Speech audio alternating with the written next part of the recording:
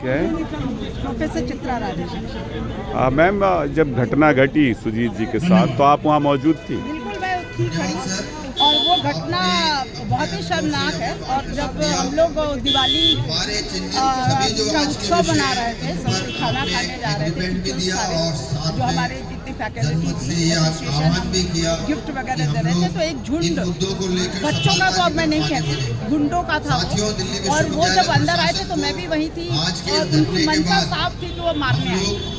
उन्हें हम नहीं जानते, और मैंने खड़े होकर बहुत रोका। एक लड़की आई, उसने हाथ वाथ भी मोड़ा, फिजिकल वो तभी से हो रहे थे, सुन ही नहीं रहे थे। और फिर पुलिस आई, पुलिस को नहीं सुन पाए, पुलिस इनको ले गई सुजीत। और लड़की का मोटिव उसी समय मुझे लग रहा था कि मारने आए हैं, और ये वीडियो बना रही थी ताकि कल को एक गंदी राजनीति, पता नहीं, मुझे नहीं पता कहाँ से ये सीखते हैं कि इस तरह से वो राजनीति में आते हैं।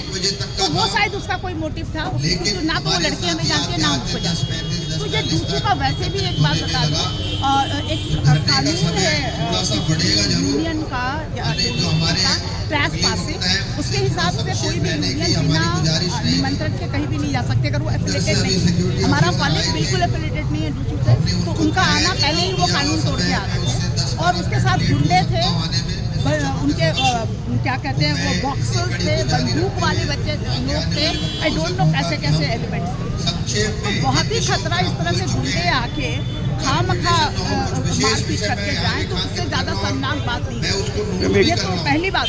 दूसरी जो खतरनाक बात है, वो पूरे समाज को नहीं दिख रहा है। आने वाली जो पीढ़ी है उसके लिए ये बहुत खराब ट्रेंड है। ये हमारे पूरे देश के लिए इतना काला पन्ना है, क्योंकि हमारे यहाँ गुरु को हम भगवान के ऊपर, गोविंद के ऊपर, वहाँ एक स्टूडेंट पे बिना मतलब हाथ उठाता है, बिना मतलब, ना वो उसको जानता है, ना वो जानता है। अब वो बाद में वो करके गई, फोटो खींच के तो पकड़ी गई, तो अब वो कह रही है कि ऐसा किया है, दिस है दैट, कुछ भी एलिगेशन वो अपने को बचाने के।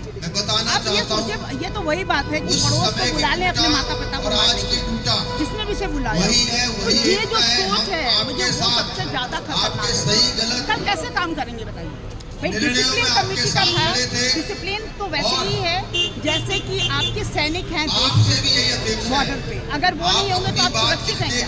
अब डिसिप्लिन कौन संभालेगा? डिसिप्लिन नहीं होगा तो पुलिस की चाल होगी। तो ये बहुत सोचने की जरूरत है।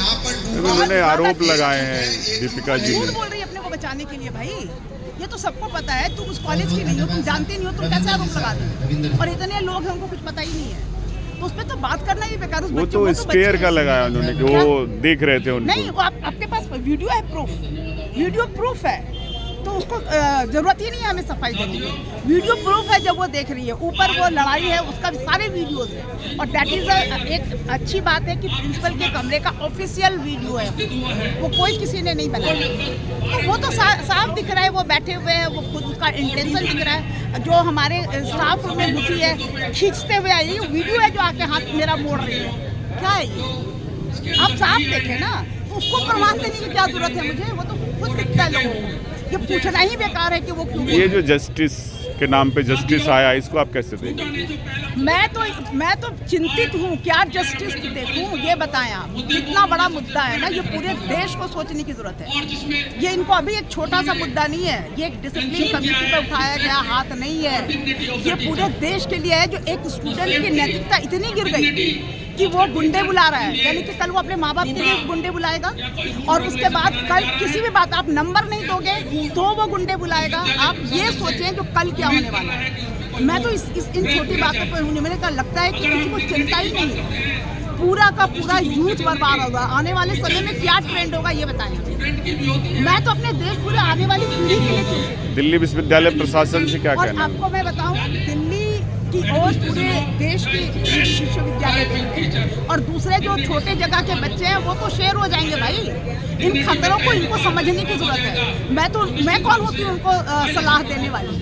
मैं तो सिर्फ खतरा बता रही हूँ कि सचेत हो जाए। किसी एक जगह बम फूटा था, आपको पता है ना, कितने सारे बम उसके बाद आ गए।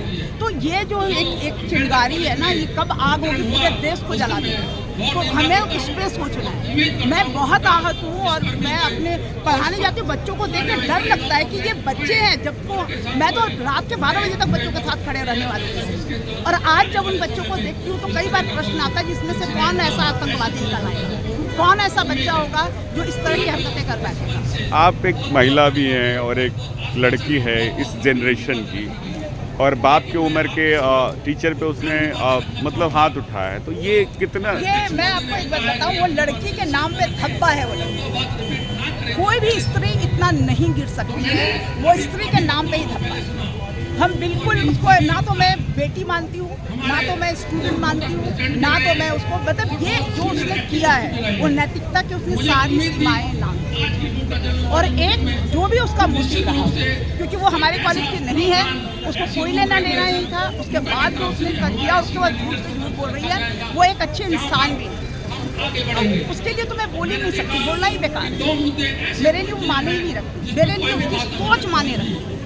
वो सोच है जो अहिरावण जो था ना, रावण के बाद जो वो वाली सोच है जो पुलिस के रूप से पनपने वाला है यूनिवर्सिटी में, उससे सचेत हुई। मैम इस पूरे घटना के दौरान कॉलेज और प्रिंसिपल का क्या रवैया रहा? देखिए, मैं उस सब पे नहीं बोलूँगी, मैं खुद आहत हूँ और मैं सिर्फ चाहती हूँ कि सारे लोगों को सोचने की जरूरत है। एक कॉलेज, एक प्रिंसिपल, एक टीचर इसमें कुछ नहीं कर सकता है।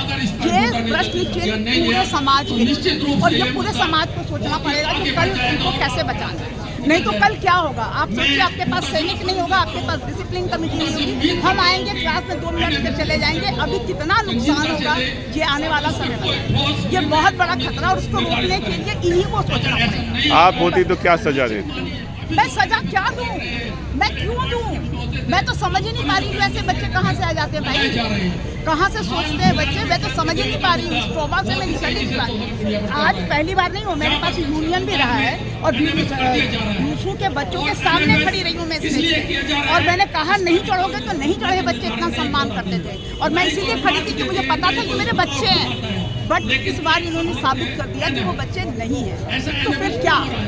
ये बहुत बड़ा प्रश्न है मेरे साथ, ये मेरे लिए बहुत आहत करने वाली बात है। और ये मीडिया हो या कोई भी प्रसारण, मुझे उससे कुछ लेना देना, इनको सोचना, पूरे समाज को सोचने की जरूरत है भाई। आप ये नहीं समझ पा रहे हैं कि एक बच्चा, या ये सोचिए कि ये सोच पनपा तो क्या होगा कल आपका देश किस ओर जाएगा, संस्थाएं कहाँ जाएंगी? कल आप नंबर ले लेंगे, हमारे पास 70 नंबर है ना, फिर वहाँ क्या होगा ये आप सोचिए। वहाँ पे तलवारें आएंगी, बंदूक आएगी, थप्पड़ आएगा, क्या आएगा? तो ये जो सोच है उसको मारने की जरूरत है, और उसके लिए सबको मिलकर काम करना पड़ेगा। अपनी अच्छा क्या, वो एक चाटा हम भी मार लें, तो ये तो रिजल्ट नहीं है ना। बदला बच्चे से क्या बदला दोगे ये बताओ? ये सोच है, उससे लड़ना होगा। पूरे एडमिनिस्ट्रेशन को, पूरे समाज को इस पर बात करनी। हम इसलिए नहीं खड़े, तो सबको मिलकर करना होगा। ये पॉलिटिक्स से परे है, ये बहुत बड़ा मुद्दा है जिसको लोग नहीं समझते। और आने वाले 5-6 साल, ज़्यादा नहीं वेट करें आप, रिजल्ट आएगा। अगर अभी समाज नहीं सुधरा तो कल बहुत बुरी स्थिति आएगी। तो मैं तो यही कहूँगी कि पूरे समाज की जरूरत है, चाहे प्रशासन हो चाहे